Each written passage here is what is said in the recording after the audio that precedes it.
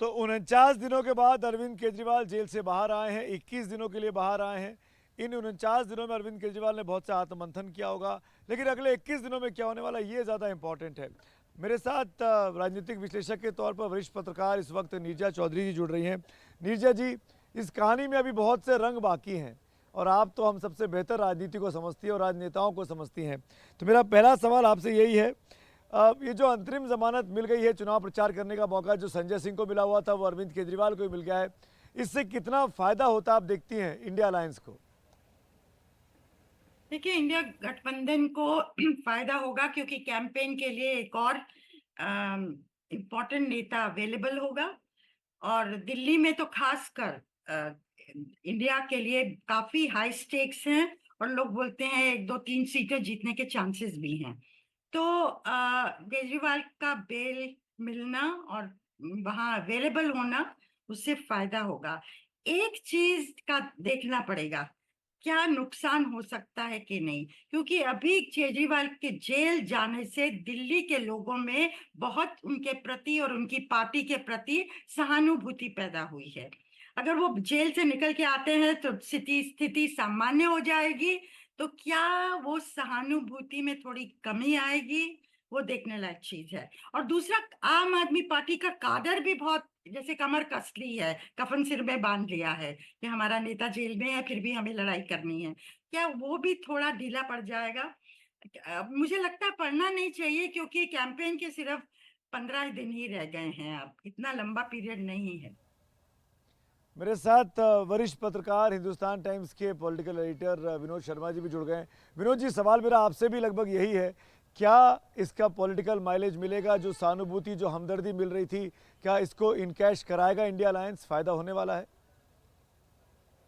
देखिए, ये कहना कि कितना फायदा होगा एकदम से आकलन करना तो उचित नहीं होगा। लेकिन मैं ये समझता हूं कि उनका जो रिहाई है उससे एक ऊर्जा मिलेगी इंडिया इंडिया ग्रुप के कैंपेन को।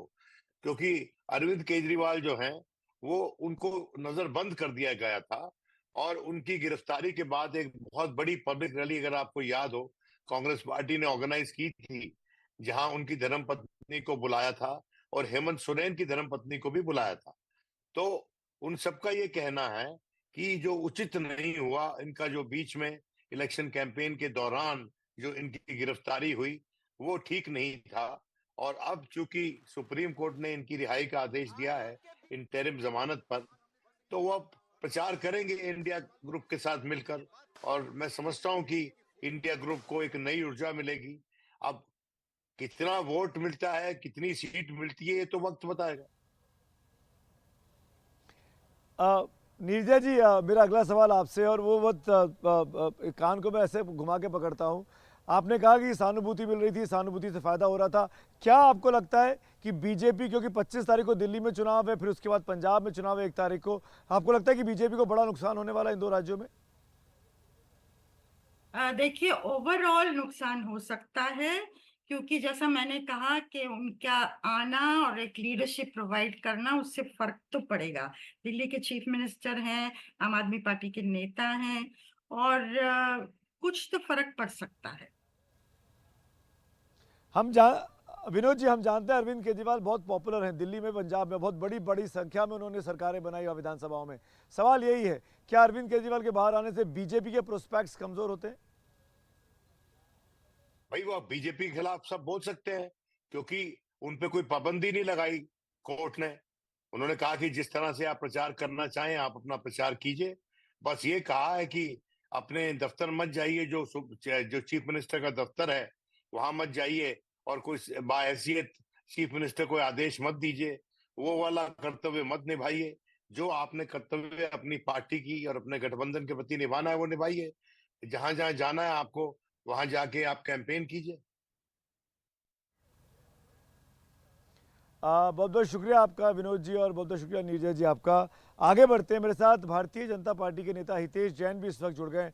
हितेश जी, आप तो कानून को जानते हैं, समझते हैं, वकील हैं, मैं आप ही से पूछना चाहता हूं, जो अरविंद केजरीवाल बाहर आए हैं, इसका क्या मतलब निकाला जाए? कैसे देखते हैं आप इसको? देखिए, केजरीवाल की आज जो रिहाई हुई है वो कोई मेरिट पे नहीं हुई है। उन्हें इंटरिम बेल मिला है, ये एक्सेप्शनल ऑर्डर है। जहां तक ऑर्डर का सवाल है, ये एक अनप्रेसिडेंटेड ऑर्डर है और 1947 के बाद पहली बार ऐसी कोई बात हुई है कि सुप्रीम कोर्ट ने किसी को सिर्फ कैंपेनिंग के लिए इंटरिम बेल पे रिलीज किया गया है। वाकई में अपने आप में अनोखा है कि किसी को प्रचार के लिए जेल से बाहर लाया गया। वो मुख्यमंत्री के तौर पर कोई काम नहीं कर सकते, आरोपियों से बात नहीं कर सकते। क्या आपको लगता है कि इसका चुनावों पर असर पड़ेगा, परिणामों पर असर पड़ेगा बीजेपी के लिए? देखिए, मुझे नहीं लगता। इनफैक्ट ये जो ऑर्डर है, ये केजरीवाल के लिए कोई पॉजिटिव ऑर्डर नहीं साबित होने वाली है। आप इस ऑर्डर का मतलब समझिए। केजरीवाल दिल्ली चीफ मिनिस्टर के दफ्तर में नहीं जा सकते हैं। केजरीवाल दिल्ली सेक्रेटरीट में नहीं जा सकते हैं। केजरीवाल इस केस के बारे में, मेरिट्स के बारे में कोई टिप्पणी नहीं कर सकते हैं। केजरीवाल इस केस से जो जुड़े हुए ऑफिशियल्स हैं, उनसे नहीं मिल सकते हैं। केजरीवाल यहाँ तक कि जो विटनेसेस है, उनके साथ भी कोई कनेक्शन नहीं कर सकते हैं। तो सुप्रीम कोर्ट ने आज क्या किया है? सुप्रीम कोर्ट ने तो, अगर आप ये जो शर्तें लगाई गई है केजरीवाल पे, तो एक तरफ से देखा जाए तो केजरीवाल का मुंह काला करके, उनके हाथ बांध करके उन्हें जनता की अदालत में भेजा गया है। तो आज केजरीवाल को जनता को बताना पड़ेगा कि वो क्यों दिल्ली के मुख्यमंत्री रहते हुए उनके दफ्तर में नहीं जा सकते, क्यों दिल्ली सेक्रेटरीट में नहीं जा सकते, क्यों कोई फाइलें साइन नहीं कर सकते हैं। तो ये काफी लॉस ऑफ कॉन्फिडेंस है। और मेरा मानना है कि जो केजरीवाल नैतिकता की बात करते हैं, तो यह आदेश आने के बाद इंट्रोस्पेक्शन करेंगे और पब्लिक में जाके बयानबाजी करने से ज्यादा वो पब्लिक में वो इस केस की अपनी डिफेंस की तैयारी उन्होंने करनी चाहिए। बहुत बहुत शुक्रिया हितेश जैन हमसे बात करने के लिए। Thank you so much for being with me.